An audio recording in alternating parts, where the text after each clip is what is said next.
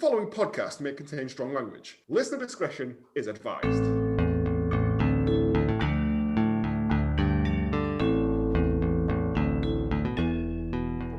Hello, and welcome to Hallmark of Greatness Last Orders, the podcast where we look back into the films our Hallmark favourite actors and directors would rather forget that they were ever involved with. I'm Joe, and with me as always are my co-hosts.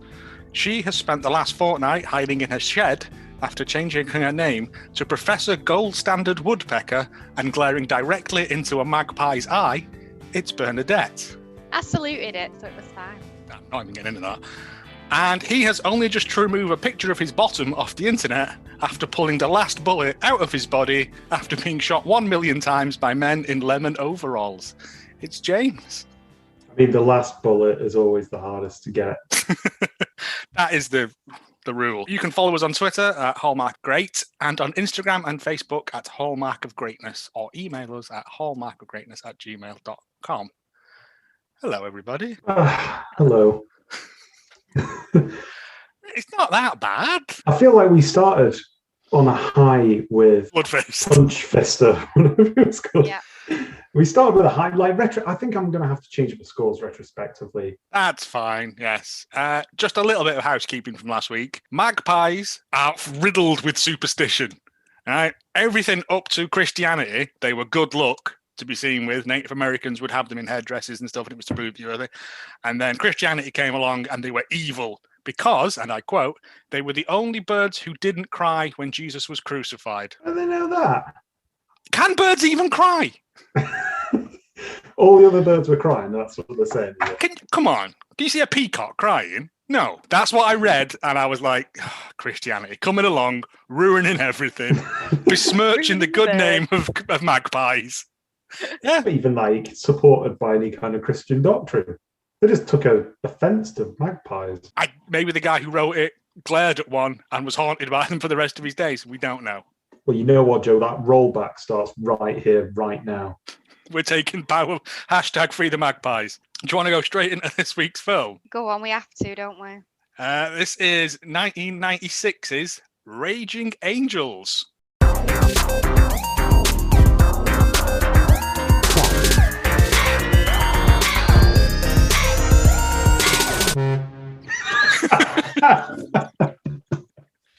Oh, you've outdone yourself. Coming.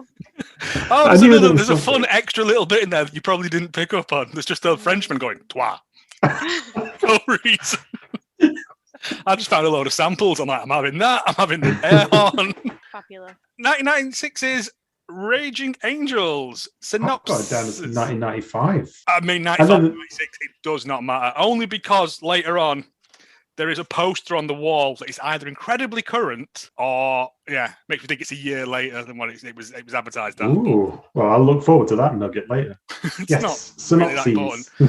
James's synopsis. Right. Well, okay. I didn't spend a lot of time on this, but I've gone with Raging. Spent longer than the actual screenwriter did.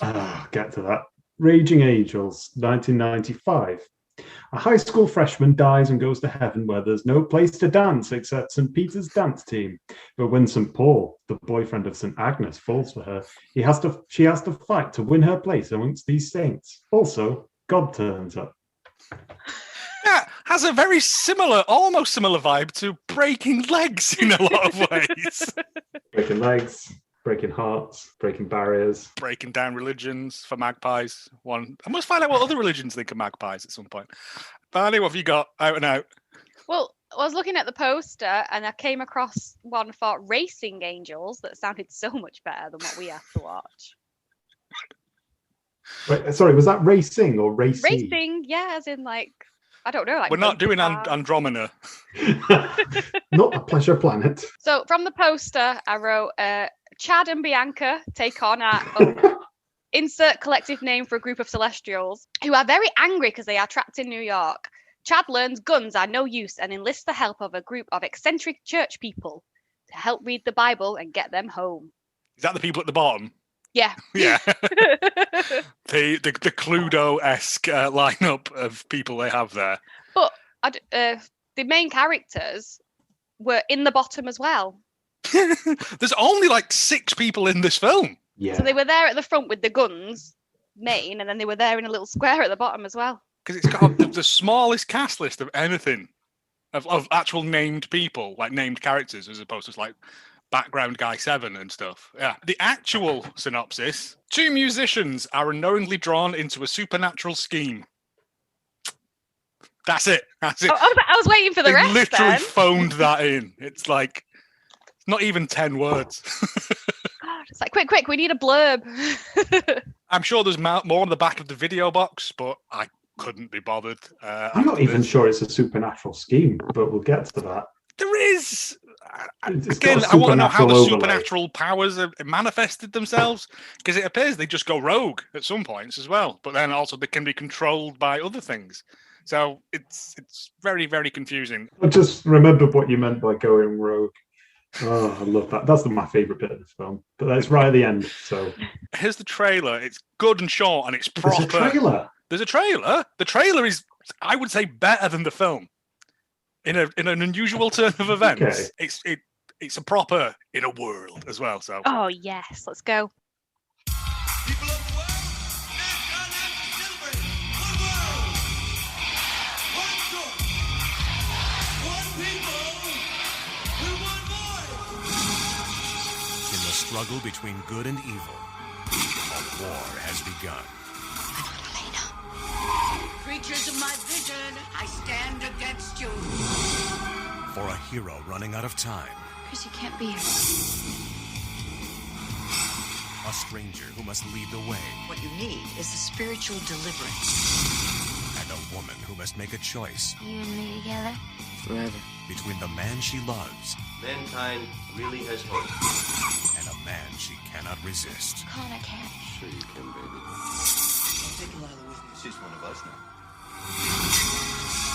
In the final confrontation, no one will be safe. You cannot alter the course of global events. No one can be trusted. And only one side will be left standing. Raging Angels. Sean Patrick Flanery, Diane Ladd, Monet Mazur, Michael Everyone Perez, in the film. Shelley Winters, Ariel Domazal. Featuring the music of Boston, Kingdom Come, Golden Earring, Striper, and Mozart. And Mozart. I didn't see him in there. He's in the back. He played Moloch. That makes it there was- seem much more together than it What a actually that, was. that sounds like if I rented that from the video shop based on the premise of that trailer, I'd be furious. That soundtrack was amazing in that trailer. The music in it was pretty good. It just felt like it was a series of music videos interconnected with some dialogue at times. It was, straight into it. It's the first film we've done directed by Alan Smithy. Sorry, James's Yes. cat has just walked Yeah. across the Yes. screen, and I'm just solely distracted now. This is Alan Smithy coming into the room. I'm just going to get rid of her. Not like take her out. Oh, She's just interrupting. if you don't know Barney, Alan Smithy is the name a director will put onto a project that he doesn't want his name attached to. Oh, brilliant. So we'll never know who it was who directed this, sadly, because they Alan Smithied themselves. I believe it was God himself. Even God was like, no. It's not what you want to see, is it? When you just start up the film that it's been disowned by the director. It sometimes leads to good films, but This wasn't one of them. this had moments of greatness. Do we want to just introduce as well how we got to this point? Yes. Because I can't. Oh, it's Diane Ladd. it is. Who makes this film? Dr. Tip, she's selling this film. She is genuinely. Her and really Shelley good. Winters are the two best things in this, and Shelley Winters Yeah. dies about 20 minutes in. Yes, it's Diane Ladd played Dr. Tiptree in Carnosaur. And I believe she gets first credit as these dramatic clouds kind of roll. Oh, with the sub Danny Elfman music as well. Yeah, I've put never has a cumulonimbus acted in anything so dramatic. We cut to some cool guy riding a motorbike with a guitar. Everyone drives very erratically in this film for no reason. Oh, yeah. And there's also a band playing in a bar at the same time. It goes on for a long time, that song. It's the as well. longest song I've ever known. Yeah. Featuring the great lines, sleep with the devil, the devil will make you pay. Sleep with the devil will take you away. So they were up all night. It's probably the same person that wrote the synopsis, did the lyrics. Excellent, Now right? I've got a thing about the songs in this because I've recorded so many lines of verse. I did get that one. Yeah, I think that was written by Dio, to be honest. I think this might be. I would love to know for sure. But I think this is the band Striker that gets credited at the end. Yes, there is a lot of Striper. Well, by it hangs the tail because quite a lot of the credits are misspelled and people's names get garbled up and spelled wrong. It is Striper, and it is To Hell with the Devil. So, yeah. I just wrote, this band have all got lovely long hair. You must have at least 12 inches of hair to join this band. And be able to flick it back at the same time as everyone else. It was a decade out of sort of touch with reality, wasn't it? Because this felt like a very 80s band.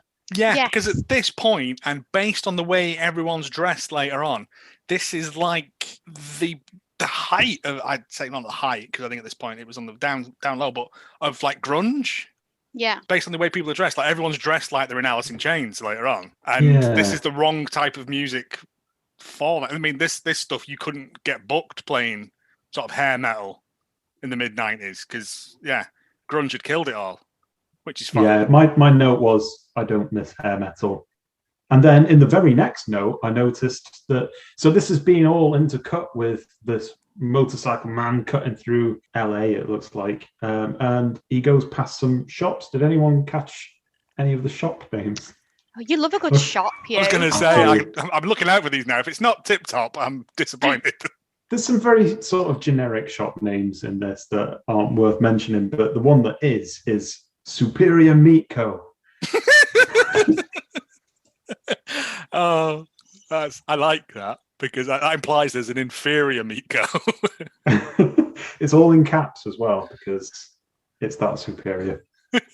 And then there's an unconvincing security man who has the immortal. I loved it because I watched this twice, or at least the first part twice, due to madness. And it's the bit where he's on a phone and he goes, Dev, Dev, Dev, Dev, Dev, Dev, Dev, Dev, Dev. Somebody just told him to say Dave many times, and he does say it at least 4 times all in a row. Is this the man with the sort of mustard yellow shirt on that's buttoned right up to the top? Yeah. Yes. Who appears I think, as it turns out, is the manager of this band? Yes. Yeah. He's never really mentioned, but and we never see him again either. He's answering to somebody called Dave though, so I thought Dave must be the manager.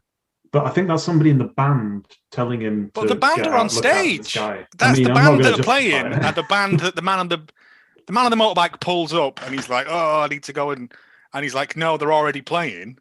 And also, you're drunk. It'd be very hard to hear, wouldn't it? And your hair is too short. You cannot join the band. Yeah, you got curtains, mate. Get out. Absolutely not. So he says that he's been kicked out of the band and he lists excuses here. First one is making a scene. So what was the point of being in a band? Yeah, if you're not part of a scene, then what are you doing? They've carried his ass for months. I can believe that. He's not showing up, and he's wasted, which then gets sort of confirmed by the fact that he takes a drink immediately. He's even got a bottle with him. He's always got like a fifth of Jim Beam. Well, like 2 mouthfuls of Jim Beam left wherever he travels. It's like the magic porridge pot of Jim Beam bottles. It just regenerates 2 mouthfuls of it. Yeah, the bar is also next to... If he's in this band, right, that's 3 guitarists in this band and a singer. Well, that's too many people in a band. They're not the polyphonic spree. You don't need... Yeah, I thought it might have been like an Iron Maiden thing where, they have at least 3, don't they? I noticed that the bar is next to a tin shack, which delighted me. And yeah, he reads this Jim Beam bottle for a long time and then tosses it away. Smashes it. Finished reading it. And then drives down the pavement out, which was incredibly dangerous. He's drunk and he's a rebel. The manager's concerns about him riding were well-founded. He offered him money to get a taxi home, and he went, no. Yeah, I'm going to ride my motorbike home, which I have issues about where all his money comes from, because he is not short of coin. Not with all them guitars and a motorbike. And a car. Yes. And a fancy apartment with a dog and an apartment. Yeah. Which we now cut to. 6 months later. I always love a good passage of time after no Yeah. No, nothing has been established. But it's forgiven this time because we get the shots of the dog, which is The always dog- going to win. The dog that is called Axel. Axel. Yes. We only find that out in the last 15 minutes. Yep. Up until then, it's just referred to as dog. I thought it was going to be called just Dog. Did anybody catch the actual dog's name? Oh, I did, but I couldn't remember. I want to say Leonard. Alan. Is the name.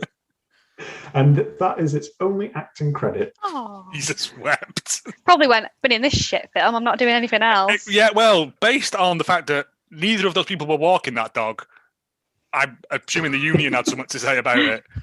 Dog union.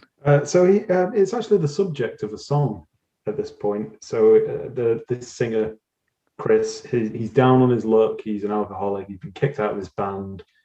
He doesn't do anything for 6 months. And then he's writing this song that goes, "As I find my way home, spirit lighting the dome. As I find my way home, my dog likes milk bone." That's good. I didn't know what milk bone was. I thought it was like a milk steak sort of thing, but it's some sort of brand It's of a dog biscuit. Biscuity treat for dogs, yeah. You can get milk bones or you can get gravy bones. They're You just get two white or kinds. brown biscuit bones. There's probably other flavours as well. Chicken bones, ham bones, Soylent. dem bones. Them dry bones. Well, this dog sort of has the ability to speak back because it barks at that point, and it sort of joins in with conversation through barking, which is a bit odd. I'd like to believe that I've just looked it up. Fallon the dog. Should have been Fallon. It's Fallon. That's the I know real it name is. of the dog. But Well, yeah. presumably. Yeah, I believe it can talk to him. And if like this was filmed better, there'd have been a whole side plot about the dog being like an angel sent to watch over him or something. Yeah. I imagine the dog would go to him and go, "I need a wee. Let me out, please." Yeah, not literally. I don't leave this couch for the entire film. It's animal cruelty. A lady walks in Yep. and is dressed like some sort of maid or waitress. Turns out she is. But so that Yep. was that cleared up. I thought it was a fashion choice. And they have like a conversation about, I don't know, him not being able to write songs or something. Yeah, it turns out that his old band are now the third biggest band in the country. And he's Third got best-selling album. got a cassette or a CD or something that he just slams down on the table, which He is got one a of- free copy. Well, yeah. So they're still thinking about him. And that's at least one of the three pieces of furniture that we're exposed to in the scene. He's got a lamp, he's got a chair, and he's got some sort of, I don't know, what would you call it? Table? Bureau, I was going to go with. We cut to outside a bench and a spooky man appears on the bench. Yeah. And gets up and walks off. I've just put, he's so suave. But I this thought took... that's how they're generated. It's the spawning point of all trenchcoat men everywhere. Oh, okay. Because, right, I didn't realise. I thought, hey, this scene was about 2 minutes long of just a man sitting on a bench getting up and walking away. But then we cut inside the diner where... No, she's not called Violet, is she? She's called Lila. Lila. But I'm sure they changed that at a certain point. I'm sure they call her Violet several times throughout this film. Or I heard Violet. I'm sure anyway. I heard Violet at least once. Especially when they're in the hospital later on, but that may be ADR. And, right, I've only just now picked this up. I thought they were doing a little nod to the Blues Brothers because there's a man in a black fedora and a black coat sat at the counter. I put Elwood from Blues Brothers. I literally got Elwood Blues Brothers there. Yeah. But later He's the guy on, who spawned. it's where the trench coat, he's an angel. Or he's because later on they rescue Chris from the car. Well, he rescues her in the diner. He stands in front of her, doesn't he? And protects her. Yeah, he kind of like lifts her up a little bit and doesn't move anywhere with her. Yeah, it was very odd. So the whole point behind this. Oh, by the way, there is a clown in that Johnny's confusing diner. Just sat there with dead eyes. It's just like a puppet of a clown. I had to stop it twice to have a look at that. And yeah, his girlfriend, Chris's girlfriend Lila's there. She's a waitress serving people, including Elwood from Blues Brothers. And there's some gang members at the table that are a bit jumpy. And then there's a drive-by. There's also an old man that tells her she has a lovely voice. Yes. Which is nice. It's what you want to hear from creepy old men. It's near the spawning point. I've literally got, at this point, I have no idea what's going on. Nothing has been explained. Yeah, nothing's been explained. The shooting causes a chef to jump and like spill fire everywhere. Yeah, but Rubber Johnny's isn't on fire later. No, that wasn't. I thought And that was they gonna couldn't lead to afford that. something. They blow up one car and dent a motorbike, and that's the special effects budget for this film. And But Lila then- doesn't do anything. She just stands there. You'd at least hit the floor or something, wouldn't you? I would Yeah. counter that. She jumps from multiple sort of body shields. And she fights more people. Elwood transports along. She probably can't move very fast because she's got them massive grunge boots on with She has her got- I like them waitress boots, uniform. yeah. I like those. Yeah. I thought they're Yeah, not going to I'm be not saying they're horrible. I'm just saying they don't go with the waitress outfit. Also, they're not going to be comfortable on a 12-hour shift. No. Walking around in a big pair of new rocks like that. No. And then Chris turns up with his guitar just in case it was a music-based emergency. It could get And then he- inspiration. Johnny's on fire. And then he takes her to a meat shop. Yeah. And then they go to the shop. You know, after a drive-by shooting, they go to a local shop. They go past what appears to be a used meat shop. Probably There's like lots of inferior. pictures of like gammons and stuff like that, and then used next to it. Oh. And into the shop for classified so that she can look for a new job.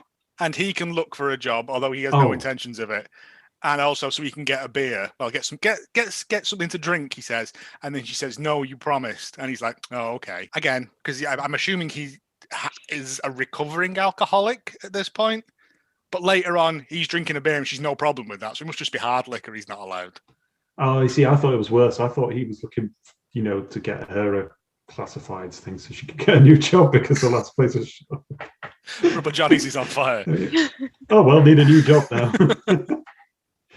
It didn't catch fire, so all you got to do is mop the blood up, put the windows back in. You're back in work Monday. And a strange man comes up to her while she's outside, offers her a flyer and saying, "Come in off the streets," because all homeless people dress like waitresses that have been in a recent police incident.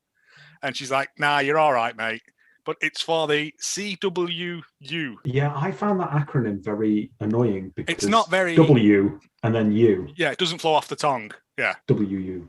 WU. Yeah, it's not good. This is where it all falls apart. Yeah, he's very forceful. I tried to get like a screen grab of exactly what that leaflet said, but it was too blurry. It's too low res. Yeah. They go home and we cut to them in bed and they have a conversation about something. I don't know. His mum Oh, and right. dad's accident. Yeah, Oh, Like it was he must have character died in development. an accident. that's okay then. It doesn't specify, does it? No. But yeah, she wakes up because she's had a scary dream, presumably because she just witnessed people being killed in front of Probably her. got- by fruiting.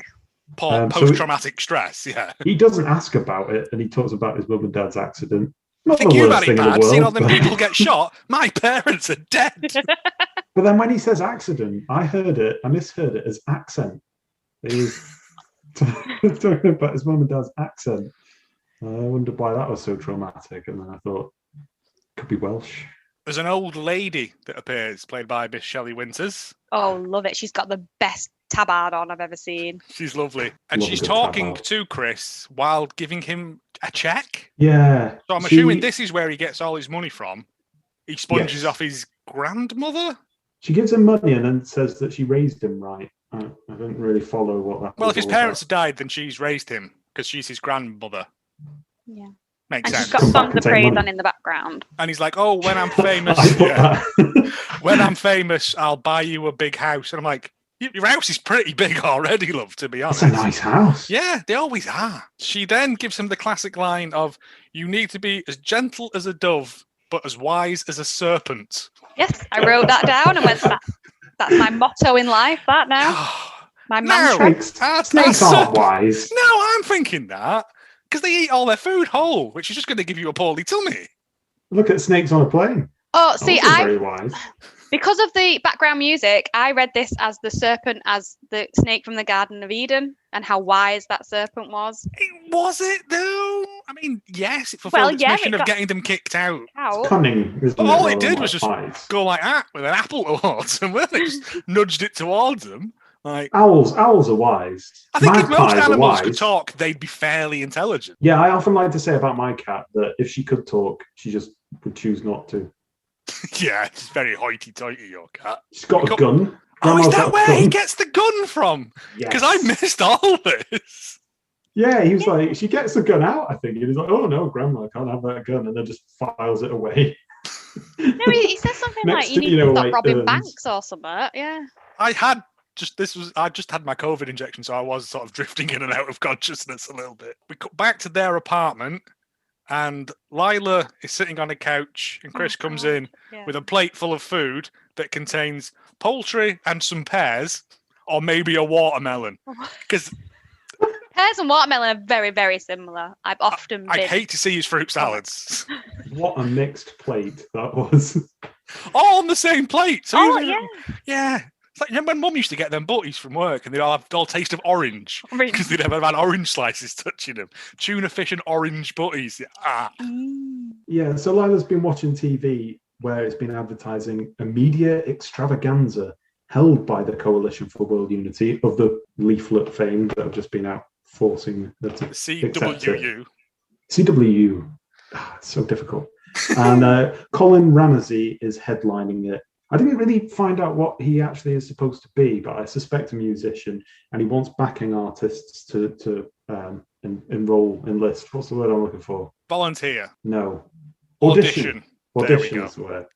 The apartment as well now has a bookshelf and a tankard, which I thought was a nice touch. Also, his apartment's massive. When we see it from the opposite side, it's huge. So much covered space. It is. For a New York apartment, which I'm fairly sure they say they're in New York. No, they're not. They're at Hollywood. Oh, yeah, because we see the Hollywood sign later on, don't we? So even so, for an LA apartment. A little bit. Yeah. Right, I put here, she gets really turned on by guitars at this point. Well, this was my point, right? Before, when he was playing the Milkbone song, he's playing a blue a blue SG, which is, you're looking at least 500 quid for that. He's got a red Stratocaster, which even if they're copies, there's still a couple of £100. He's got a motorbike, a brand new looking motorbike that's in pretty good nick. That's a couple of grand, isn't it? Like, he's got this. So he's milking Grandma Ruth. Yeah. Because I doubt Lila's waitressing is paying that much. He ain't got no gigs because he can't finish any songs. I just assumed he'd nicked it off his band or something. I mean, I would. And there's an incredibly long, almost as long as that scene in The Room where they have sex. Yeah, it was a bit much. They come to me now. Song. I wrote here, the dog is a perv. Because I was like, why is the dog watching? He has to get off the couch, though, because they're doing it on the couch. He's still on a chair. He's still at, like, the right height. I genuinely think that song is called, what was it? I think it's called Come In My Mind. It is. And it's written by Sean Patrick Flanery. Yeah.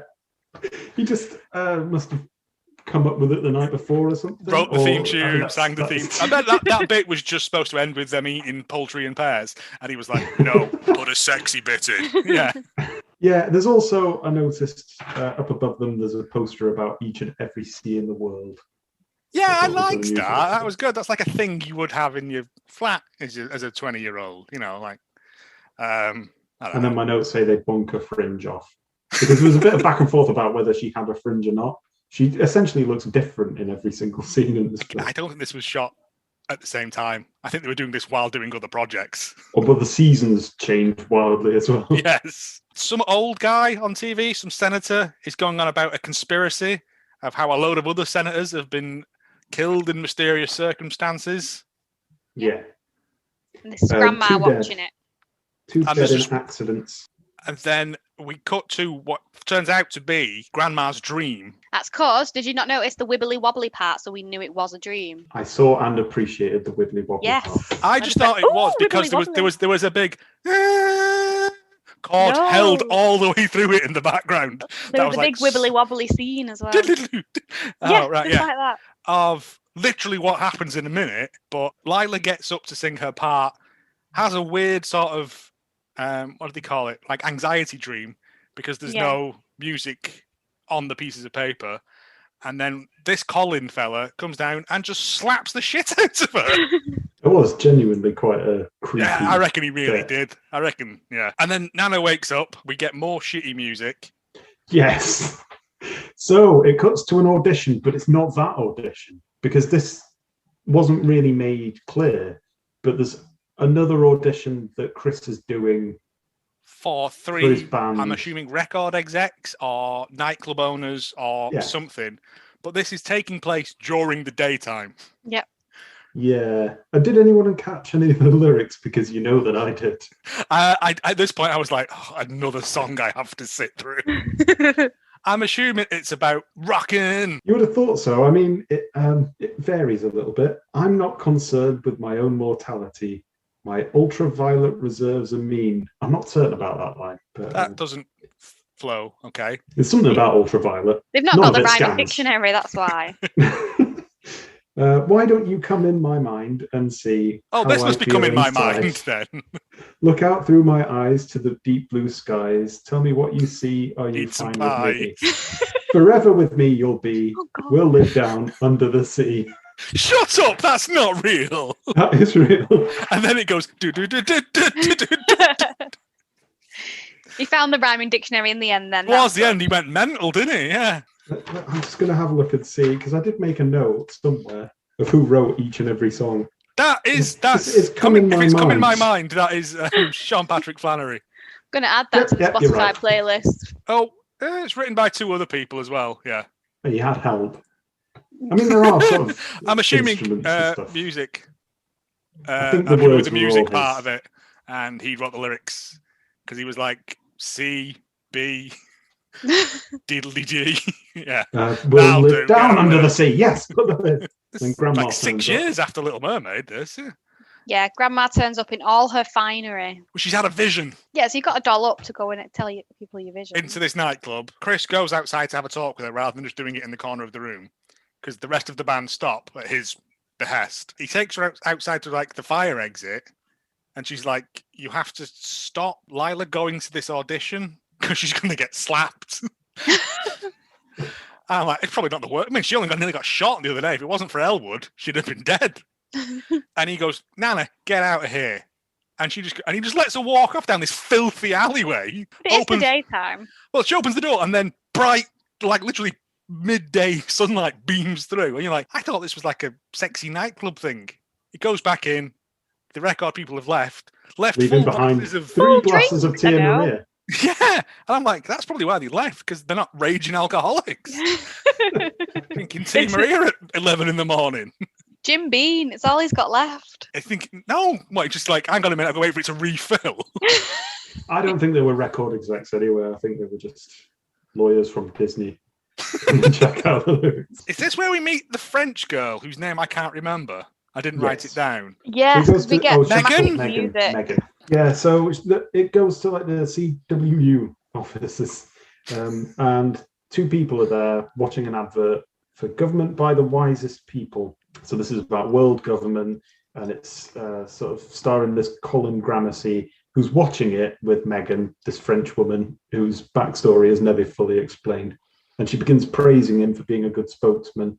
And then she takes off his shirt and he's still tucked in. So it's like he's got a little skirt.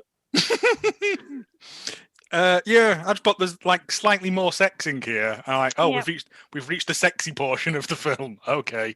The audition happens, and it happens exactly as Nana dreamed it. For some reason, Chris is there. I think he was auditioning for musicians as well. Yeah, because when the guy says, right, you can all go, he's like gutted. Yeah. Because there's one guy stood there that looks like the guitarist from Pearl Jam. She does her audition. She does this song that she sings. It's the only song she knows. Numerous times throughout the film, she sings this song. We're not going to talk about the fact that there was a woman in a denim country jacket beforehand who didn't do a country song. She doesn't even. Well, it could have kicked into country. She never gets to finish. That's her line. She says it twice. They also share chewing gum, Chris and Lila. Yeah, well, you know. No, because she hands it to him, and then he just sticks it in his mouth. No. Or maybe it's coronavirus, but maybe it's pear. Masticated pear. Maybe he only knows the names of 2 foods. Yeah. Yeah, so Lila does a middle of the road thing, and everyone laps it up. Yeah, and they're like, "That's enough. We've seen everything." Colin is besotted Colin with and just glares at her. Just stares at her while she's singing, and that put me off. He's like, all right, creep. I mean, I've played for less than one person before now, but yeah, she's like, "Oh, I got the job." And then they tell everyone else to mitch off. And Chris is angry about this because Chris is just like permanently angry, like because everything's not going his way. Because he doesn't really try to help himself, does he? He doesn't try and better his lot. He just drinks his 2 mouthfuls of Jim Beam a night. And then she's like, well, I'll stop then as well. I won't do it. And he's like, no, we need the money because spoilers, Nana's going to die soon. So they go off for a nice walk. Around a quarry and then a beach. And there is some scree. Because I know how you love scree, James. It's like the big salad of this series. Okay. Moody sand kicking on the beach. Yeah, and I at this point, I was just like, I don't know what the plot of this film is. Oh, no, I kind of understood this because he's a bit bummed out that, everything's working out for her. And she's happy, and they're taking stock of their relationship. And he sits down on a tree to do some whittling, or I can't understand what he's doing. I watched it twice, and he's either doing that or solving a Rubik's Cube. I can't make up my mind which. Well, we're 30 minutes in, and I'm none the wiser as to what is happening in this film. No, but they're talking about, we'll be together forever. Yes. So it's like, well, you're not going to be, are you, if you're saying this? We then cut to the inside of like a revivalist church. No, is this not? We find out what Colin's doing first. Does she not go for an audition, but they've put it back 2 hours and not told her? Oh, yes. Sorry. Yeah. Yes. And he's like, oh, you should come and hang out with the CWU. Yeah. Like, okay. I thought he's planting seeds that will grow into a united world. And then he offers her a brooch. He says there's a lot of them little. I quite want one of them little pin badges. That would be a nice little. CWU. He says some bollocks about everyone becoming gods and that she needs to hear the truth about, I don't know, his stripy waistcoat, because his waistcoat was very stripy. He's got a lot of no-dad waistcoats, hasn't he? He looked like a snooker player. I think he uses the term spiritually unevolved quite a lot as well, which seems like cheating at Pokemon. Does sound like a very 90s buzzword. Yeah. He also holds a hand as well to show her around, which was very forward. Oh, mate. The bit later on when they're kissing and he rubs her arm raw. Yeah. Constantly. She'd have had, stop it, Colin. My arm's chapped. And then, Grandma's loose after that. The revivalist church. This was my favourite scene in the whole film. There's a lady in a blue hat who, like, in a revivalist church, everyone's like, going like crazy. She just puts one hand up and goes, oh, Lord Jesus. And I'm like, that's the worst acting. That's what I'd be like in that situation. Like, I know how this is done, but I don't have the confidence. I would certainly not have the confidence to do as Diane Ladd does, who's in the middle of all of this. She gives it large. Yeah. She says, this brother here, and I thought, you shouldn't say that. And she's exercising him of somebody. What was his malady? Does anybody know? Migraine. He had a demon in his head that gave him migraines. Right, okay. Because I thought, I've got one of them and all. She cures that through Dan shopping. Lad on the case. Heal me, Jesus. Shove.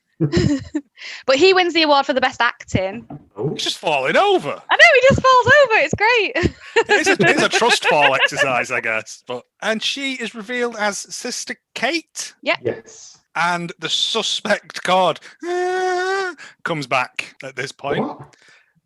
Oh, the card that was playing during the dream sequence. Yeah. When she goes to see, when Grandma Ruth goes to see Sister Kate, this chord reappears in the background. Wow. As almost as if it's like some sort of lazy foreshadowing. Yeah. Grandma says that she's been to the police, who didn't have a visions department or something like that. Which I imagine is just some fat police detective going, get out. Why wasn't that a scene? We can't deal with supernatural crime, sorry. Well, I'm going to form the minority report. I'm going to go and speak to a faith healer then. All right, bye. Yeah, and she talks about spiritual deliverance, but at that point, I couldn't quite trust her because I haven't got over the fact that she gave birth to a dino in the last film. I believe she also hints at this point that both Lila and Chris are supposed to be teenagers. Yes. And I was clearly like, not. They're about 25 if they're a day. Yeah, they've got their own flat in Hollywood. They're absolutely not 16. Their own flat in Hollywood. They've got a motorbike They've and got a car. about as much business at being teenagers as Buffy the Vampire Slayer and her entourage do being in high school. Like clearly not I can teenagers. sort of let that slide because they put younger people around them, like, so it didn't seem too bad. But yeah, she says, "Oh, help her because she is a teenager." And I was like, "Is she?" But she has to come to church because what she does isn't voodoo. Yeah. Also, I don't do house calls. The next scene, she's doing a See you house at call. 8:30. Yep. But we get a wibbly wobbly teacup, so I wrote, "Is this a vision?" I was really hoping that the T-Rex from last week was going to bust through the window. And, like Raptor Jesus was going to reappear, like in Jurassic Park, you know. With the... Well, Grandma says, if you do not try, a beautiful young girl will die, which I thought was automatically a better line than anything that a Chris grandson has reappears around the corner, writes that in his lyrics book. I'm having that now, cheers. But she has a thing about the two of them being together because we see that she's also got a shrine to Lila. She's got a weird picture of them. Well, she says when she goes to tell him, she gives him two options of marry her or take her, like, let her go back home. It's like, those are the only two options to her. Oh yeah, she's from St. Louis, isn't she? Yeah.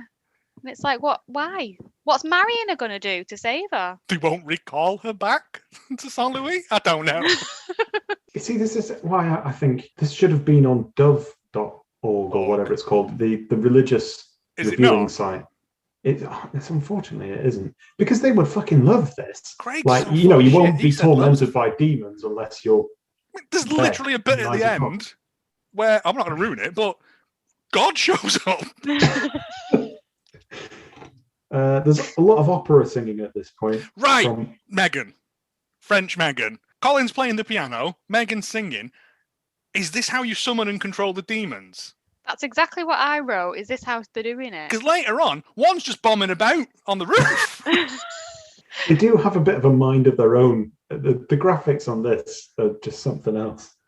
There was one really good bit I liked. So she's in the house and Megan's singing, like this thingy. And it does that Stranger Things... Yeah, coming out the wall. The wall thing, which I always like, it always scares me. Like where they press out of the... It's just like a rubber sheet over a wall. But then, instead of going back to that, they just have them like fade through it. Yep. Yeah. And what does Granny do to protect herself? Goes into prays the next room and angrily. shuts the door, She mate. just shuts the door. I was like, yes, go, Granny Ruth. Demons. I'm going in the ensuite. Don't bother me. Make your fist harder. To see them go through a wall, I'll go through another wall. Yeah, but they won't violate me on the toilet. They can get through the wall, but they can't get through a wooden door.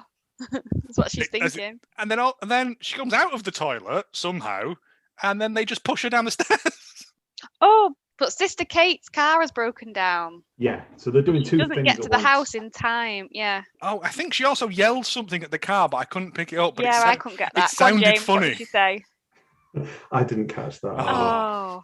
Yeah, she yelled something, and I think it was like, "God damn you, Satan," or something along those lines. I think it's something like that. Yeah, like Satan. I hope Satan was her like Hispanic mechanic, because that would have been good. Jesus. There's another one for Chris's lyrics book. Satanic mechanic. She dies at the foot of the stairs, but before she does, she tells Sister Kate, who finally gets there on foot, to save the children. So they've clearly regressed even further in her mind. Not even teenagers anymore. It's a Benjamin Button situation. And then when she dies, it's the equivalent of what I used to do as a kid and just stick your tongue out. I'm dead. She just kind of goes, I'm dead now. This is Shelley Winters, like actress Shelley Winters. Didn't understand it. Still don't understand the singing summons the ghosts, controls them. Don't know. Doesn't answer. Never picked up upon. Again in the film. Nope. Granny Ruth is dead now, so Chris starts drinking hard liquor again. He does. He's back on it. He's back on the keg. Well, he does correctly guess that it isn't a guitar-related emergency this time. He doesn't take his guitar with him. He just carries it everywhere. He's one of them people. You go to a house party, there's always someone with an acoustic guitar who just plays Wonderwall and one of their own songs they've written. It's terrible. Come in my mind. Sister Kate offers him sympathy, but he nabs a shoebox from the place, which has in it a bottle of whiskey and a picture of his old gran. Why she had that lying around? It's just her emergency death kit. I mean, if I die, bust out shoebox. Yeah. But it does also have a gun in it, presumably because he's got Granny's gun. He does So have a that gun. turns up I later. wonder. I said I missed a bit where he got the gun from because I was like, "Where's he got a gun from?" The person you'd least expect. So he's just sad now, and he's drinking. Yep. And he goes home and he says some hurtful things to Lila. He does. And the Who, to be worst fair, thing, he doesn't tells ask Axel him. to shut up. He says, "Save it, dog." Because we don't know Axel's name yet. Axel, unsung hero of this film. Yeah, the dog barks at him because it has a strong moral compass. Yeah, also, Lila he's doesn't busting ask for a him. slash. Lila is doing her makeup because she has rehearsals with Colin, and Chris takes unkindly to this and has fun smashy time. Yeah, you see, at least Jake from Kick Puncher, at least he expressed his frustration, joy, and general sense of ennui through kicking. But Chris is different. He expresses it through smashing his guitar into things. Into the TV that is then replaced later on. So it's the mirror. Right. Now, continuity errors here.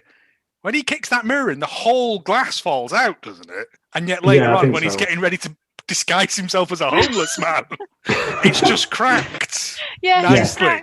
Yeah. Fitted it back, isn't it? I think I wrote it down. When did the mirror get fit? Yeah. He puts his red Stratocaster through the TV and kicks the mirror over. The dog just stays there. The dog's not bothered. It's like this again. And Lila leaves. And she's like, "You big jerkhole." Never having learned that his grandma's died. He never picks up on why he's upset and turned to drink or anything. I mean, we don't know how much time has passed. No, because she said she tried to ring him at his grand's. Yeah. She does mention. She knew it. She knew she was dead, but it was a weird bit of dialogue. Yeah. Anyway, it cuts to him drink driving. In his car. As you do. Goes into driving a tunnel. erratically because that's the only way he can drive. It's the only way anyone in this film can drive. It's just 100 miles an hour swerving willy-nilly. And then I wrote, "Ooh, electric portal." Yeah. He gets cracking attacked open the autumn by a blue electric doobity-doo. Don't know. Never explained. Flips the car. He flips the car, and then car go boom. Car just bursts into flames. Cars are always about 30 seconds from exploding at any given time. Yeah, that you was don't put an electric portal. I don't think it's electric portal, and I'm sure like a demon pushes him a bit or something. Something appears and like tickles him or something, and he ramps his car off into the side. Grandma didn't see that coming. She's dead. It Yeah, didn't but go she all wobbly mentioned before that, did it? She didn't have any visions about anything pertinent. No, really. Just someone getting slapped, which never happened anyway. So she was only 50% right on that. And then the Blues Brothers turn up and rescue Chris from the flames. But the explosion of that car, he would be dead. I mean, the flip of that car, he would be dead. Wearing his seatbelt, he's fine. They would have difficulty getting him out then, wouldn't they? The Angels / Blues Brothers / Men in Black. Because they've got waves. He does have some injuries though, because he's then taken to hospital. How did he get to hospital? Because the Blues Brothers just leave him on the side. Yeah, well, someone will find him. And this path of highway that doesn't look very well populated. It looked like Roadrunner had drawn a tunnel on it. That's what it looked like. To be fair, the explosion of that car was probably visible from space, so someone would have seen it. You got them in the space station going, "Oh shit, another car on fire." I hope it's not the demons again. Yeah, hospital. So good, they named it twice. He's lying in bed. I wondered what you thought of his hospital room. He's got a tagine pot in it for one thing. I was going to say, I was like, fancy. He's got no job. How's he paying for that healthcare and his tagine? Oh, that's a good point. Grandma Ruth, mate. That health insurance is kicking in. He's still on her. They've not told her she's dead yet. He's got the death certificate hidden. Lila comes in and he's like, "I can't be with you while you're trying to destruct yourself or something." So basically they break up. And then because I was like, he isn't a sympathetic character. I don't feel sorry for him because he's not done anything to make his life better. All right, his grand's died, but she was old, life goes on. Remember the good times, when she used to give you all that money. And your turkey pears. Your turkey pears, you plate the pear and turkey. But as she leaves, I don't know whether it's ADR'd over the top or whatever, but he says Violet very quietly. That would make sense because Katie watched the film at this point and said, "Oh, I like the name Violet." And I was like, "No, her name's Lila." So I think it but was, that would make sense. I think it was filmed over two different bits and they cut together. Or they dubbed it back over or whatever. I don't know, but Colin meets her at the hospital. I'm like, how is he there? Why is he there? How does he know? I'm assuming he dropped her off because the only transport she had access to is on fire now. She could have had the motorbike. Women can't ride motorbikes in these films. Not like just the rules. He's got another waistcoat on though. Oh, I didn't notice that. Yeah, he had another groovy waistcoat on, buttoned up to the top, and he meets Sister Kate coming out of the lift. Not before he's holding her. He's holding Lila by the waist. Yeah, and then he touches her around the neck as well as he gets her in the lift, which saying that she should stay at the CWU. Yeah, we've got dormitories there. Nothing good has ever come from staying in a dormitory ever. No. Look at Harry Potter. Springs out of the lift and then offers her support despite never being introduced. I genuinely think Diane Ladd had increased her dosage while she was filming this because she's on fire. She is mental and I love it. She is then pushing Chris around in a car park, I'm guessing. Well, she it looks a bit like a motor in a wheelchair, and she literally stops about an inch away from pushing him into a tree. Talking all the while about brainwashing and how CWU are brainwashing people. Yeah, and he's like, "Okay, I really don't care. I want to go home." And she's like, "Well, can you get up and walk?" And he was like, "Yeah."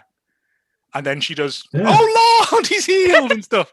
And I'm like, she's doing literally the Lord's work. I was laughing at that part. I thought it was brilliant. Yeah, she says that if he loves Lila, then he needs to march up and say so. And go and get her back. Go and get her back, sort of thing, yeah. Right. But then, so all that time he was just being manipulative. Like, I want somebody to push me around in a wheelchair. I mean, I would. And then she's equally manipulative in making everybody think that she's a faith healer. I mean, she is. She manages to stop the triangle-faced child in a bit. Before that, we cut back to the apartment, and Lila is packing her bags. And this is what makes me think it's 1996. Is there is a Soundgarden poster on the wall for Super Unknown? Good spot. Yeah, and although that was released in 1995, no, 94 it was released, but I don't think it really took hold until later on. So, just a fun little joke fact there. They go to CWU's headquarters, where somehow they have access to the entire world's facial recognition software at this point. And Chris is dubbed a certain risk. Not high risk, certain risk. I didn't get that because it gets his name right. He spells out his name. Can't remember what it is exactly, not important. And then it goes through all the iterations of a face until it gets to his. But it keeps the name. So is it just like looking at all the people with his name? Chris, motorbike guy, yeah. Right, okay. Even IMDb doesn't have his surname. He's just listed as Chris. It's D'Amico, I think. Oh, and it does say on there when it comes up with his address, and it's something like Hollywood. Yeah. Hollywood kid. 2 Hollywood Street, Hollywood. And the security guard just goes, "Yeah, get out." And he goes, "No." And then another security guard appears. And then Sister Kate is like, "Demons in the roof." And they flee. Because it's twizzling around up there. Takes ages to actually reach them or threaten them in any way. Got to get down from chandelier. Well, nobody else can see it apart from Sister Kate. That's when she tells him that she can see angels and demons. Yeah, she has the power of discernment, which is not what that is. But she's driving along in her brown car at ridiculous speeds, weaving in and out of traffic. She reveals all this information, and Chris's response? Check, please. I thought it would have been funnier if he'd have said taxi, given that he's in a speeding car. I mean, if just opened the car door and rolled out. He goes, "I don't want any of this. Oh, you're a church person. I want none of this. I'm off." She goes back into her church, I'm guessing, and there's a spooky kid singing. No good ever comes of a spooky child singing. I wanted to just point out, though, that at this point it's autumn for some reason. Yeah, it cuts around. There's leaves everywhere. Yeah, there's this creepy child that's painting. It was genuinely creepy right up until the point that its face turned into a pyramid. With a knick-knack, paddywhack, give the dog a bone. Was that what it... Oh, yeah, it was, wasn't it? Yeah. And then she starts going on about how she didn't save her from her stepdad. Yeah, something like that. And I'm like, oh, I don't like this now. And then it gets better. Someone then just puts a funhouse mirror over the camera lens, and I started laughing. And then for some other bizarre reason, they started doing weird stuff with their eyes, like a Snapchat filter replacing them with golf balls or something. I was just laughing, thinking if you're possessed by a demon, your face will go triangular. Oh, that's not good. What about Sophie Ellis-Bextor? It's like they just overthought that bit. Piece of Trivial Pursuit. A slice of cheese. A Toblerone. These are all things that her face looked like. The creepy child tells her that God hates you. I don't actually know what happens as a result of all of that. Nothing. She just banishes it in a very easy way. She just holds out her crucifix. Not a crucifix, just a cross. Not even a crucifix. It's a cross. Yeah, she just goes, "Go away, go back to hell." And he's like, "Okay, bye." All right. I'm taking these crayons though. Oh, they've all melted. It's hell. Yeah, it felt like a filler. Well, it all felt like filler. Colin gets out of a car wearing it must be the 90s, very long black leather trench coat. Yes, as is the standard party wear. I mean, when I'm going into a sweaty nightclub, what I like to wear is the sweatiest thing I can possibly imagine. A massive black duster, yeah. You had a long black leather coat. It was the 90s. I had to. Standard issue. It just reminded me of that Flight of the Conchords thing where they all get leather suits. Yeah. And it wasn't to the ground. It wasn't like Columbine length. It's because you weren't a cult leader. Was it before or after The Matrix? I'd say around the same time as. Yeah. I had The Matrix on video, so that's how long ago that was, yeah.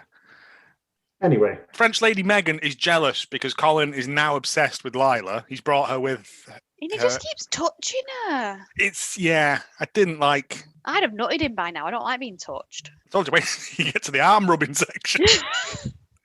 There's protesters outside this place as well that say, they have placards that say, "Be not deceived by Satan's prophets." That's good. I like that. Yeah. It's not very snappy, but it's sort of... It's better than CWU. Yeah. And then there's a reporter there, and Colin tells him that politicians are the problem.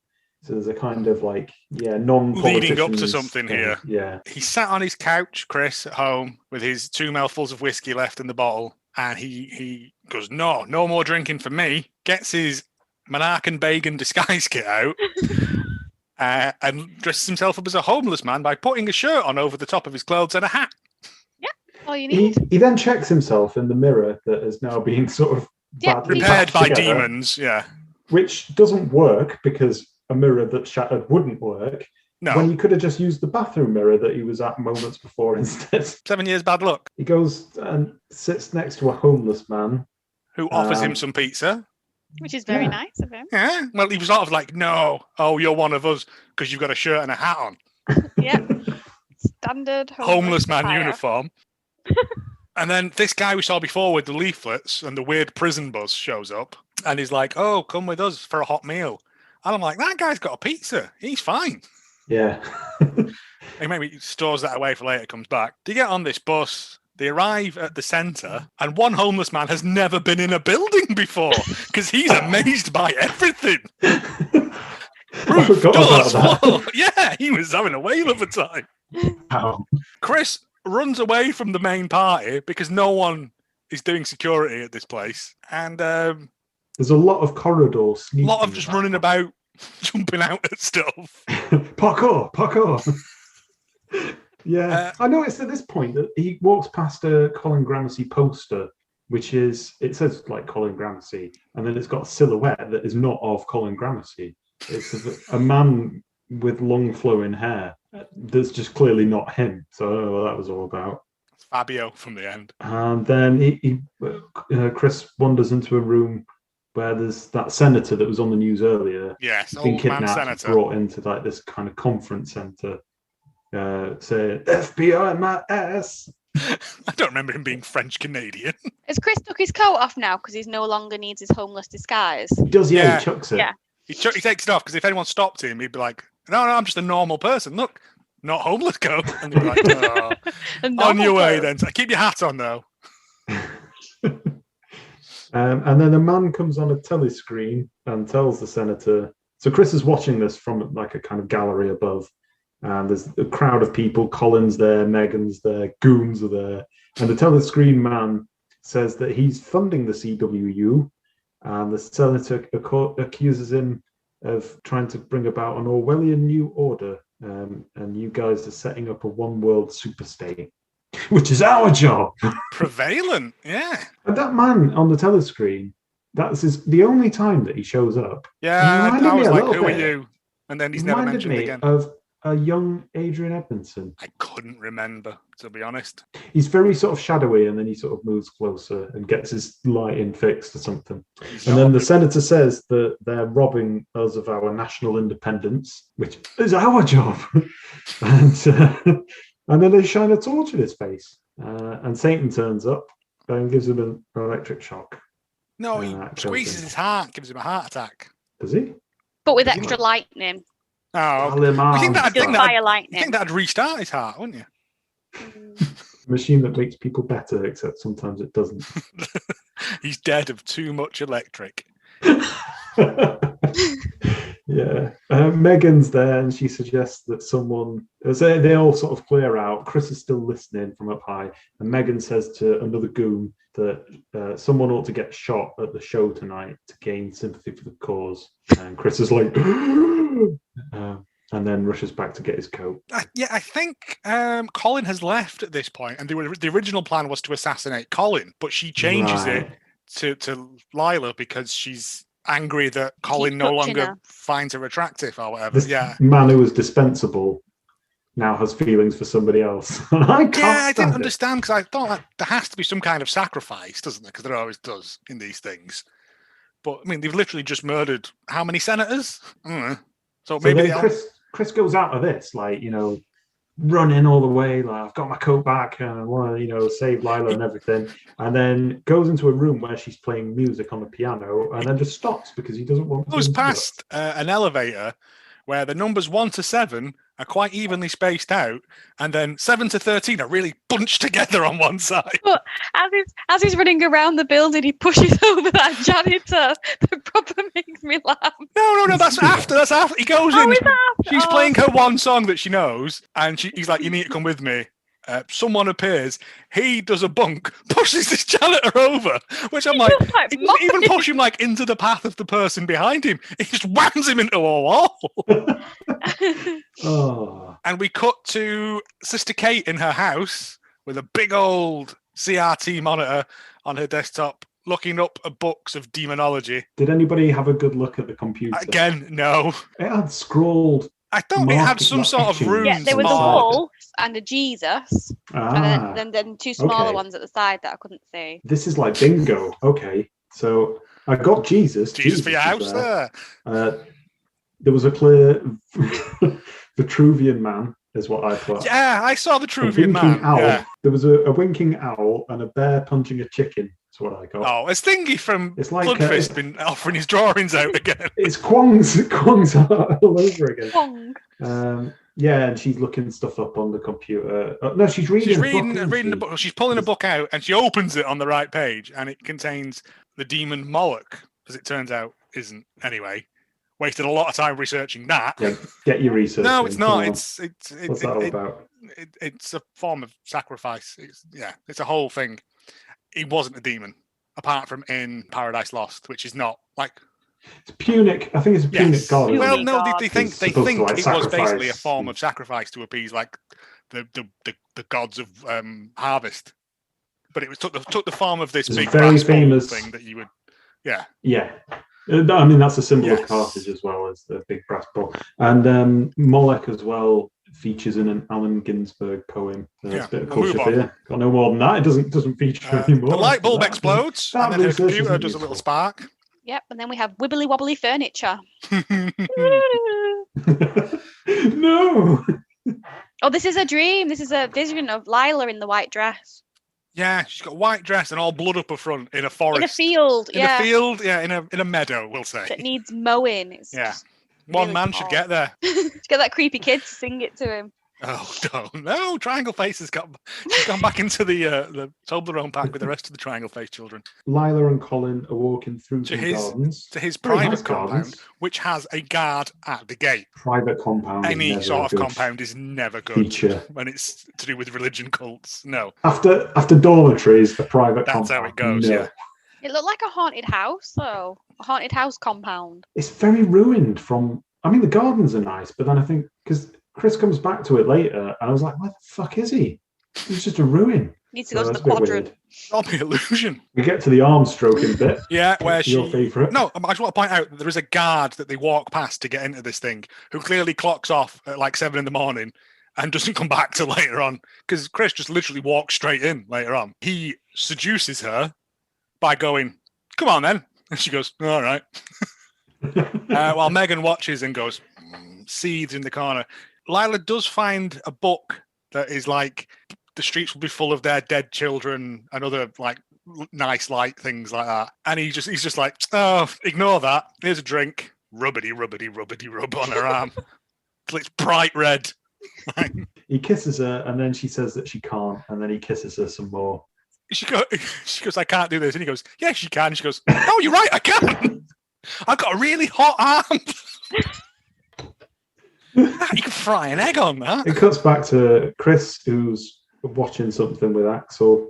They're watching an advert. Yeah, and we find out the dog's called Axel. They're drinking bottled water.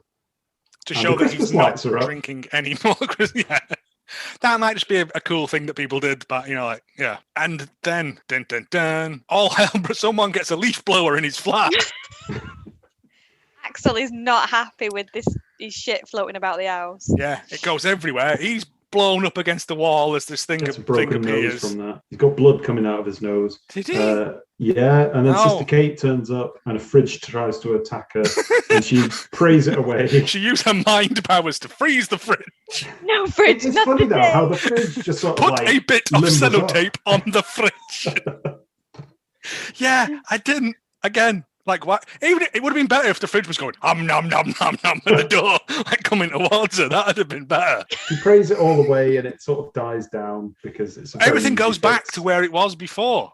Now this is the thing. So he magically sucks all that blood back up his nose or something because it's not there anymore. He uses his little soul patch there to dry it that on. Annoyed me. I was like, you look like you've got a dirty lip. Sort it out. Well, he's only 16, to be fair. When he hits puberty, that's really going to kick in. Oh, man. Weird no, that makes the sex even weirder. Oh, no. Oh, God, yeah, I forgot about that. His weird cat statue remains where it is. So that's fine. And yeah, Satan, she says, is a winged roaring lion. He goes by many names. Oh, yeah, I mean, they're full of wisecracks like that.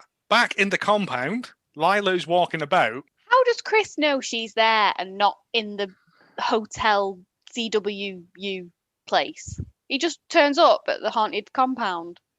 I was a bit confused by that. I like everything's got nicknames. Yeah, I plot device. Maybe sobriety gives him clarity of vision. He's got Granny's gun with him. As she's walking about the haunted, the abandoned, what do we call it? The haunted complex. There's a big framed poster behind her of a demon face. There is. Okay. Yeah, and I'm like, why is that there? If you're walking about someone's house and they had a big picture of a scary face, you'd be like, is this an original work of yours? Is this your aunt? Yeah. It's just a weird thing that I thought they put that in there as like some sort of spooky foreshadowing, but it just looks really out of place and janky. There's a lot of Aztec imagery in this. In fact, in the last place that he was at, where there was a reporter asking him stuff, that was called the Mayan. There's a lot of Aztec architecture in this. And then he's got a very snazzy Aztec shirt on. Oh, I love his shirt. I've just put, he's got a very fancy top on now. It's purple and funky. It's my God. Chris just walks into the haunted compound because the security guard's not always gone for a cig. And he just walks in. He's got a gun. He goes to, gets the gun out to smash the window so he could look hard and, cool for once. Tries the handle. It's open. This is the worst haunted compound I've ever been in. He goes upstairs. he pulls the gun on Colin, who now has hocus pocus powers. Yeah, so he makes the flame in the fireplace billow out and then snatches his gun off him. Mr. Majika's the gun off him, yeah. Don't know Maybe why. Maybe he's built up his mana playing the piano loads beforehand or something. Built up his mana. Yeah. he's got 8 available spell slots. Yeah. And one is roaring great. It'd be control F, control flame. It would be. That's a cantrip. He can do that at will. He threatens to bash Chris's head in with a poker. And I'm like, do it. Go on. We can all go home. Lila appears. Chris rushes past this guy with the poker, picks the gun up, and he's like, it felt very much like that bit in Blazing Saddles. Don't move, like he arrests himself. So don't move or I'll shoot him. Because it was like, you're not going to kill your girlfriend, are you, mate? Like, they get in a car, they have a police chase, they drive through a ghost baby.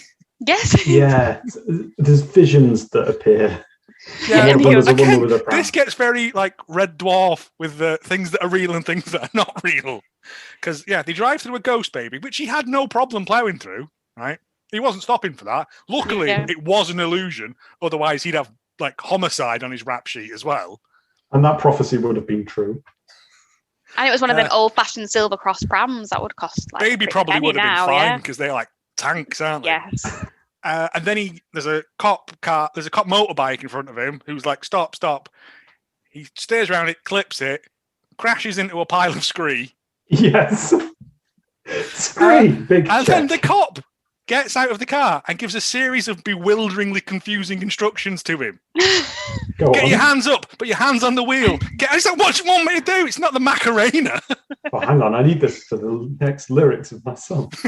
Put your hands in the air like you just don't care. They send him to prison for kidnapping. Yeah. Which she very easily could have said no. Well, she's screaming at the police like, Chris. Yeah. That all happens, by the way, next to the Hollywood sign. You can see that in the background. Yes, it's to show that they're in what appears to be late summer. Yeah. All the autumn leaves have been blown away. God, he's took his time trying to rescue her, hasn't he? Bloody hell. She's been in that haunted compound for like 6 months. Maybe time moves slower in the haunted compound. The guard died of old age, yeah. And then it's the opening night of this big thing. Oh, God. Oh, hang on, though, because Chris calls Kate while he's in front of a sketch artist who, for some reason, is bothering to sketch the things that he's asked him to, which includes a sketch of some pleasant men. And I think it looks like if it turned around and it was Quan. It could have been, It could have been. But I don't know really what that process was for, because usually that's for victims, isn't it? That's normally for like mugging victims or, But he is the principal suspect in this case. Just holds a mirror up, just draw this, mate. But not on this mirror because it's all cracked. I've got bad history with mirrors. All our cameras are broke, so we have to draw all our suspects. And then he tells Kate to come bail him out. She arrives, doesn't go into the building, bails him out by proxy, because when he comes out, he just jumps in the car and they peel away. So she must have thrown the money through the window or something, or used a spiritual arm to put. I don't know. Opening night, we get the longest scene ever of this band singing "One World." Non-union Dave Vanian from the Damned singing. Yeah. Is this the old band? It was never. I don't think so. No, I couldn't tell. I didn't recognise anyone. Time's passed. I mean, that would have 6 been. months That have would have passed. been They've had fitting. haircuts. It would have been cyclical. Yeah. Well, the lead singer is getting the most out of his red velour jacket. Yeah. It's a lovely jacket. He puts on a performance. Fun. Yeah, he keeps running back to that piano. Ding, ding, ding, ding. Runs back out again, yeah. They've got 3 guitarists, but no piano player. So that's why it made me think it could be the old band, because they've got another guitarist to fill Chris's role in for his second guitar. Well, we just the clearly need notes that another are left guitar. over. It's all a bit Spinal Tap, this. It goes on a bit long, and I think they keep going, New World Order, or something like that, don't they? One world, one That's it, yeah. people. Being evil. Well, being Yeah, evil, at the centre of the vanity walk, at the front of the stage, there's a circle with a pentagram in it. Ah. In like, didn't know they that. show it quite a lot. It's black tape on a black floor, but it's on like a playing a plate of glass. I'm assuming it was supposed to be underlit at some point in a sort of like surprise, evil. I didn't notice never that is. because I took the time to scribble down that there were a set of steps that were on stage just at the side or something. And that's the tap number, the evil tap number later. evil river dance. This song is One World, and it was created by Terry Flanery, the music director or something. Oh, the poor man's Danny Elfman. And Terry Flanery. Yeah. It was a competent song. It just reminded me of that bit in Spinal Tap where they'll get their arms caught in the pods. It had that sort of vibe about it for me. Yeah. Pentagram on the floor, and then there's also this. Chris comes out and does his song with 8,000 backing singers. Yeah. Oh, sorry, Chris. Colin comes out and does his song in his shiny skin-tight top. Yeah, that was not a good choice for him because he also had that leather jacket on and a silver shirt, and it was just a really weird mix. He'd be Lila's there sweating in that. white, almost like a sacrifice. Yeah, subtle. And he tells her not to be nervous, but wearing a silver shirt and leather jacket. Yeah, it's fine. She does this dance and goes, ooh, occasionally. It's because it's not the song she knows. Why did she audition? Is it not the song? What? Oh, it's not the one song She she only knows one song, doesn't she? It's just Sadness thrown Come a in My Brain curveball. or whatever it's called. She was picked at an audition for singing and then is asked to dance. Like She does do some singing. She goes, ooh, a couple of times. But there's also 2 other women behind her and then like a choir of There's a 12 whole women off to choir, the yeah. side as well. And everyone's wearing black apart from her. all dancing like middle-aged people at a disco. Yeah, and it keeps snap cutting between some guy setting up an assault rifle to assassinate someone, but he's a got terrible piece of assassin. paper. He's got a piece of paper that says, "The world, the hunger." Yeah. But he's crossed out 3 other things before that, which I assume was like, get milk, walk Axel. I didn't actually. It would have been so fascinating to know what to see what was underneath those. But surely, because "The World, the Hunger," I thought was the song title, but it's not the song title, is it? I thought it was the bits where it was One like world. the world, the hunger, or whatever. But And they he were was supposed to shouting do- one world, one people. It was nothing Yeah. to do with that. Maybe the other 3 bits were the other 3 opening acts. So it's like the comedian, Dave Joker. Vanian's band, evil tap dancers. Maybe he was just Dave penning his Phillips. own. It's Colin just and a his lady hobby choir. spot. He's just Yeah. penning his own song while he's waiting to kill. Oh, here I go, killing again. What rhymes with hunger? Gunga gunga.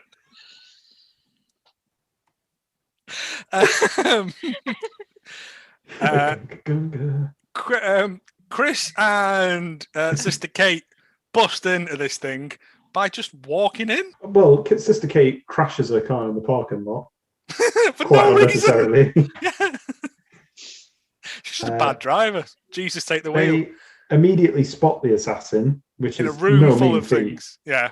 A room full of things happening Yeah. that don't make sense. There's this boss tune going on. Chris shinnies up some scaffolding, up what would appear to be 2 flights, because when he throws the guy off, he does a big fall He to his does. death. He gets the guy, they have a bit of a fight, they do a lot of pushy rifle onto each Yeah. other.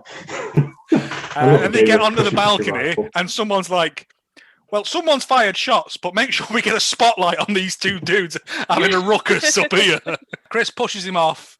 He does a Wilhelm scream and falls to the ground and dies. And Colin grabs Lila and runs out with her. Chris gives chase. Megan's also there. Megan appears, yeah. Megan appears dressed as a big Frero Rocher. I was wondering what was going to come. It was Oh, weird. it's the most It was amazing good. It hooded was a- outfit. It was a powerful piece of fashion. It was like she wrapped herself in tinfoil. She accompanies that with an accent piece, which is a gun, and there's a gunshot. She's presenting Frero Rocher chic. She dies. There's a struggle. Is it with Colin? It's with Colin. She's like, Yeah. get out of the way and I'll shoot her and we can fulfill the prophecy or whatever. And Colin's like, no. Grabs her so hard the gun goes off, and she just dies from being shot in the lower half. It's where I keep all my internal organs, just in my knee to thigh area. I keep mine. It's where her internal hazelnut is. It's been shattered. I like that. But this apparently pisses off Big Chief Demon because he just appears rogue then. No, Yeah, he zaps Colin Chris comes dashing out of that door like someone's thrown him through it. That janitor from before. Now it's like being pushed, sunshine. And he's mopped the floor, so he slides up good as well. Yeah, Chris comes out and he's like, "Give her to me." This huge demon appears, who looks pretty good, to be honest. Does remind me a bit of the kids' TV show Gargoyles. It's a similar look to about it. And then he has a sword, which he then uses to electrocute Colin.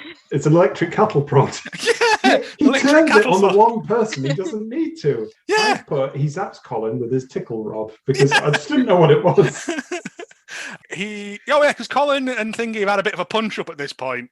Colin and Chris have had a punch up around the car for a bit.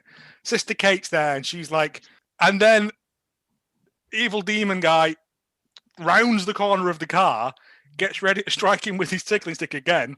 Chris goes, "Jesus help me." Yeah. And I've lost my fucking brain at this point. I audibly cheered at the TV. Because at this point, ladies and gentlemen, shooting down from the sky, a golden star that cuts to, I'm assuming, Fabio, coloured in gold, long hair, big wings, and he's got a sword, and the two of them have a fight that lasts approximately 30 seconds. And it's not even the two people in the costumes fighting, it's like PlayStation 1 graphics fighting. It is. Yeah. And it goes on. Weird. It's also a clang, clang, clang, clang, clang, clang, one sound effect for every sword attack. It was brilliant. It was great because it kept cutting to their faces and stuff of the two protagonists fighting. Fabio's like, "Hey." Well, yeah, they fight and fight.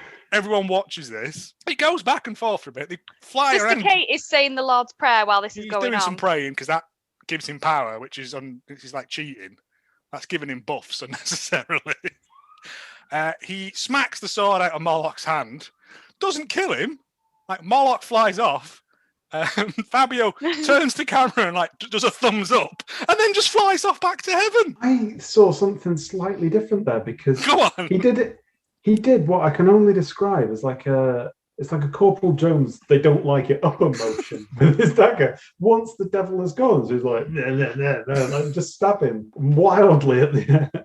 I was saying maybe it was so they could. No, it had a 15 rating. So I was thought it's like they might have not been able to animate the stabbing sort of thing. Yeah, maybe. I just thought it just looked like he stopped. I don't even think that we've turned to camera and then went bye. Flew off. I don't think we can put into words exactly how surreal that moment was. It was just weird. And then there's a lovely beach scene after that, which more beach work. Yeah, walking about on a beach. They do some. I'm going to say singing. Oh, it's cringe. He does some just looking in or talking in or doing the thing. He does like some bad rap sort of thing. Yeah, I've got it here. Oh, of course. Oh, God. Well, it's the song that he was singing really badly earlier, the Milkbone song. But he's revamped it, and it says, "Finding my way home, spirits have flown, waving goodbye to material things. From angel wings," and then from there it just turns into generic gospel music. And then she goes, "Oh yeah." Also, they've only got one microphone between them, so that's not a great studio. Wouldn't go there. He also appears to have left his bike helmet behind. And then that's it. It finishes. The best ending 5 minutes of any film I've ever seen. Definitely. There's nothing in there about who that shadowy telescreen man who's funded it all. Mate, doesn't need to be. Golden Fabio appears and saves the day. There's nothing about the trench coat creepy old man angels. They don't turn up again. Nope. To be honest, I'd forgotten all about them once. Yeah, not sure why Colin gets zapped. I think they were writing it as they went. Now. I don't even know what was that whole thing supposed to be about with the the rehearsals and the music event. What was I supposed to do? I wasn't supposed to do anything. Just remember Golden Fabio. That'll be our. They were running out of time, so they had to just.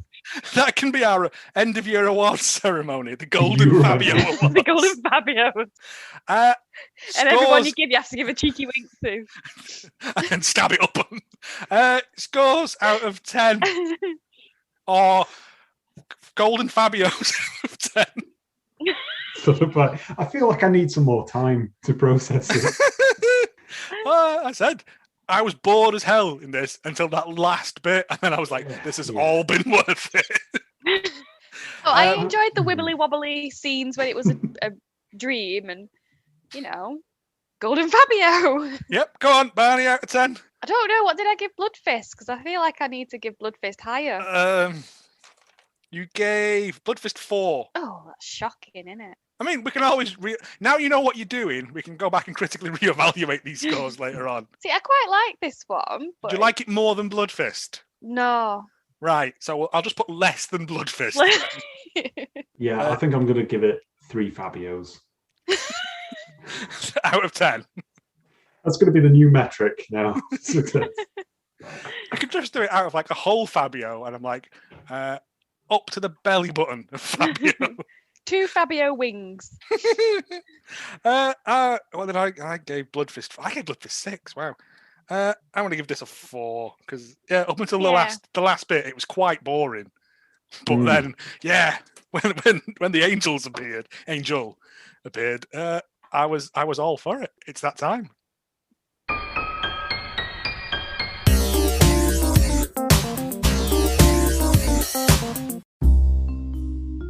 That was Raging Angels, which is a difficult thing to say. So CWU. CWU as well. It presumably came out in 1995. That's what's over everything, but there is a sort of visual reference to slightly later. But 1995 was the year that we had Die Hard with a Vengeance, Toy Story, Apollo 13, GoldenEye, Pocahontas, Batman Forever, Seven, Casper, Waterworld, which even managed to be a better film than this. I like Jumanji. Waterworld. I quite like Waterworld. I couldn't find any figures for how much this cost to make, so we're just going to have to estimate. And I'm going to say 7 Fabios melted down. It's a very elusive film. It's very hard to track down. It's on IMDb. There's not a lot out there apart from that. It hasn't got anything on Rotten Tomatoes. There's reviews and things like that. There is some stuff on Letterboxd, but that's very snotty film review types. Yeah. It was produced by a production company called Shaco Film International. This was their only film. Well, they put all their eggs into the Raging Angels basket. It was written by, for the story that we've just recounted, it was written by 5 people. Who had never met and never discussed and the didn't script speak with the each same other. language. Well, you might be onto something there, because the first person is Stenz Christiansen, who never did anything else. Kevin Rock, who other claim to fame was writing something called Warlock, the Armageddon. Warlock? Warlock, the Armageddon. Oh, I didn't know there was more than one. The first Warlock's pretty good. This is 1993. Yeah, that's about right. Yeah. And David Markov and Chris Bittler, whose only other writing credit was Camp Candy in 1989. Which sounds a bit dodgy, but it's John Candy. It's some kind of animation that was featured him. And then 5th was Hisako Tsukuba, whose name, sort of alias, is Shaco von Lewin. Okay, so Alan Smithered himself on this project. Don't know who the director was because he immediately abandoned it. But this person, Hisako Tsukuba, owns the Piranhas franchise. Oh. Very, very interesting character, and there's barely anything out there. Possibly something that's in Japanese, but I've not got the time to learn Japanese and then delve into it. But her acting credits in Japanese films go back to 1957 and include Escape from the Wall of Death in 1958. Yes. and something called The Golden Bat from 1966. And I'll just read out the synopsis of this. I want to watch both of those, please. When the Earth is threatened by an evil alien, a group of UN scientists travel to the lost city of Atlantis, where they unearth a superhuman mummy named the Golden Bat, who is prophesized to help the humans survive this terrible attack. And the Golden Bat is just a man in gold with wings. He's like a kind of Japanese Batman. He's dead Fabio. She then helped produce the original Piranha film, which is another Roger Corman masterpiece. Late 70s, 80s thing. Yeah, sort of riffing on Jaws. She then appeared to have the rights to that. There's some kind of legal dispute that resulted as time went on. But she has writing and production credits for everything up until Piranha's 3 Double D or whatever it is. Which links back to last week, yeah. I think the only other thing that she had a hand in creating, other than that and this, is something called Forever and Beyond, which is about a cow and a boy with leukemia. I wasn't expecting that. Bloody hell, we've gone from the Golden Bat to that. To cancer cows. Does the cow help him? Does the cow give it him? Chris is played, of course, by Sean Patrick Flanery, young Indiana Jones. He's also in Stargate SG-1, The Twilight Zone, Dexter. He's also in Line of Duty, apparently. And Veritas, Prince of Truth. What's Veritas? Didn't they change the name of the post office to Veritas? I don't know, it was Robert Kilroy's son. Oh, see, I only knew... party for a while, wasn't it? It means truth. Yeah. And it's Prince of Truth. Yeah. Well, that's just truth, Prince of Truth. That's stupid. I only knew Sean Patrick Flanery from Boondock Saints. Yes, yeah, he was also in that. Yeah. So, yeah, he had a fairly, stellar career there, I'd say. But I think he is quite the outlier in this. Next, sort of, in the list is Lila, who's played by Monet Mazur. She's had quite an interesting career. Castle, she's been in. CSI, the original. She was also in Blow, Johnny Depp film. I've not seen this about Pablo Escobar, or the cartel anyway. It's all right. And then she was in Whirly Girl, 2006. And she was also once in a band called the Nancy Ray Gun. I like that. I quite like that. That sounds quite fun. I'll have to try. But yeah, she's been sort of like a fairly leading role in quite a lot of the films that she's been in. Colin Michael Paré, he was in Eddie and the Cruisers. That's where he first made his name, as Eddie. He's been in a lot of stuff because I went down a rabbit hole of looking at his stuff the I other want day. you to put some of these on Twitter, like Luna Cop.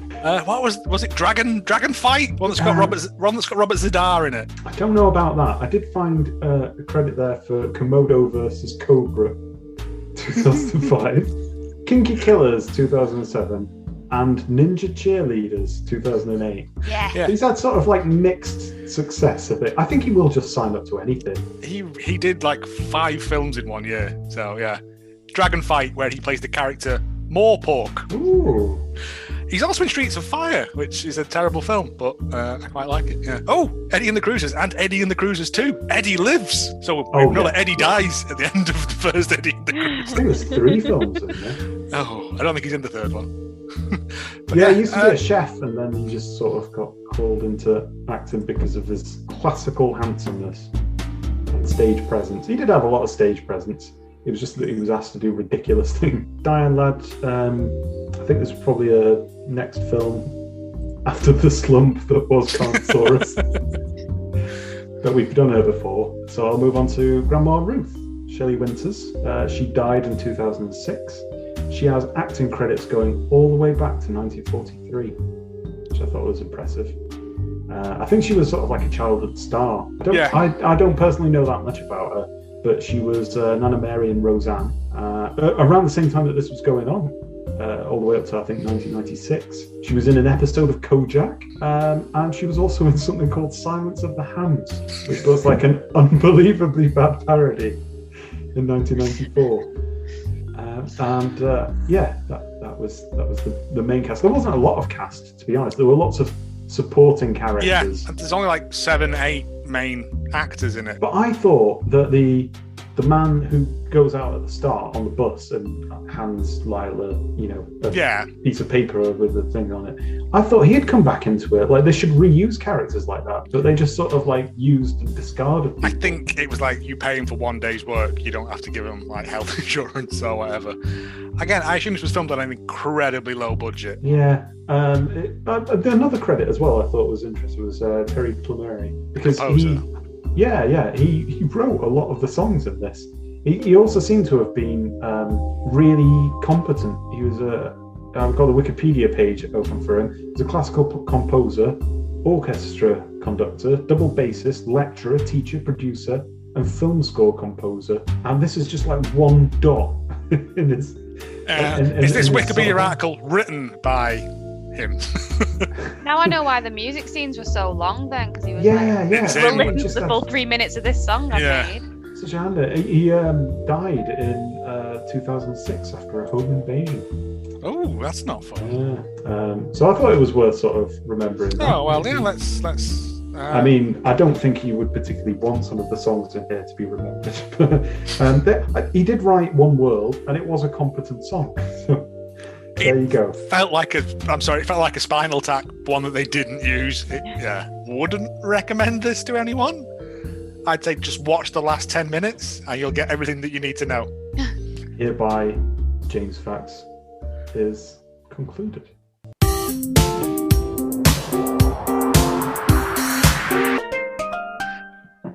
Playing them drums before it's even there. Reviews was a bit tricky. Like I said, a lot of them were in German. And when I did huge in Germany, and when I did what you said and translated it, they weren't actually that exciting. So I thought, what you should have done is translate them from German into English, and then like English into Spanish, and then Spanish into like German, and then back round again, so you get that weird. I might do that for synopsis. Right. Andy_Blen from November 2003. He basically gives away his whole review in the title of it, which is amazing bad 80s rock plus bad acting plus 2 fit birds equals amazing movie. So you kind of know where his review is going here. You know where his priorities are. Yeah. So this movie is truly amazing. It has everything a modern day film requires. Fit women, bad 80s rock music, cheesy ballads, and bad 90s special effects. I bought this movie for £1 as it Is this my dad? So he bought this movie for £1 as it reminded me of one of the funniest movies I have ever seen, The Edge of Hell, with John Micklethor, brackets check it out. It turned out to be a real gem. The ending sees a rather over-tanned archangel take on the devil in a rubbish sword fight, as well as some of the most rip-off music. Buy this movie. Yeah. But it doesn't actually have a star rating or out of 10 or anything with that. But I can guess it's high, judging with the fit birds. Sorry, I've just found the poster for Edge of Hell, which also goes by the name of Rock and Roll Nightmare. Yes, please. Well, Barry Blen tells us that's what we've got to watch. So, wonder if it's £1 as well. It was only £1. I was like, I'd have been annoyed if I'd have spent more. Has he done the golden bat? Because I genuinely like his thoughts on that. It only cost me 50p. It's amazing work. Right, at the other end of the spectrum, Barry MRK from August 2007 gave it a 1 out of 10 with the title Just Awful. I've just sat and watched this mess. How on earth they got away with releasing this is beyond me. The best thing about it is the funny 80s rock music. I love that stuff. Even with the corny music, this film was a, capitals, struggle to get through. It's your basic good versus evil flick, but it is so badly done it makes your jaw drop. The first hour is very much like a soap opera, but less entertaining, with a dollop of preaching just to really annoy you. The ending did have me in hysterics, as the CGI is the same as what you would find on a PlayStation 2.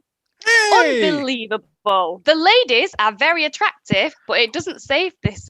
Females. But it doesn't save this turkey. Save your money and go watch paint dry instead. What if I've only got £1? Could have saved that £1. Gotta save that turkey and pears. Poultry and pears. Uh, That's a t-shirt. So after this one, I thought, right, so the men are very much infatuated with these two lovely, good-looking women.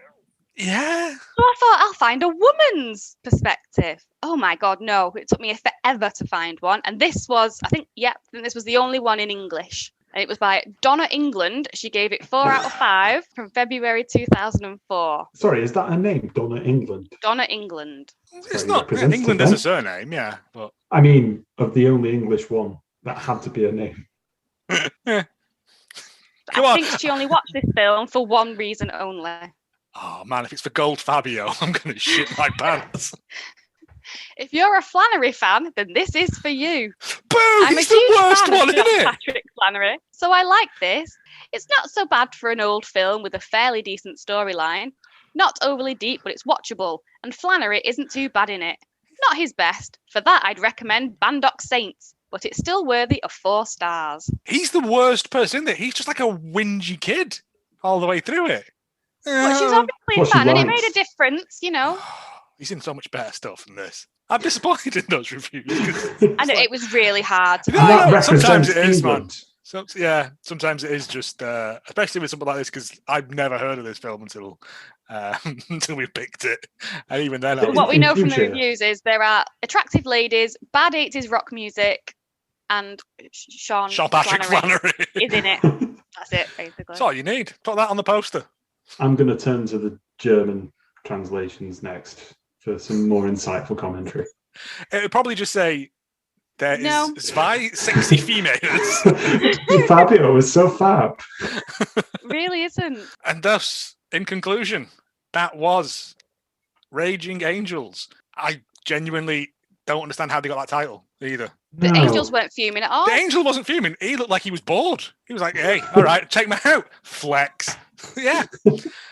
If you would like to get in touch with us about anything you think we may have missed, or you want to recommend another film based off of this one, or anything else, you can get us on our Twitter at Hallmark of Great, on Instagram and Facebook at Hallmark of Greatness, or send us an email, hallmarkofgreatness@gmail.com.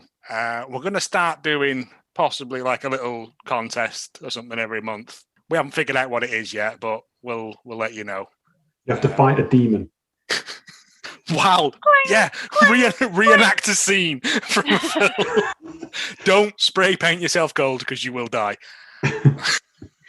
Yeah, just be a little bit of fun thing. If you do like these and you do listen to them, please think about leaving us a review on iTunes or whatever it is you listen to us on. It does help with it becoming more visible to other people. I'd love to have a review of the review section as well. Just make it meta. In German, please. I think there is. All I know is that there is one sexy lady. Oh, damn. 2 fit birds. Oh, 2 fit birds, yeah. And it only cost me now to listen to. Your favourite quotes from the film to go out on. Dave. You have to be patient as a dove or as smart as a serpent. Goodbye. Jesus, save me. Wink.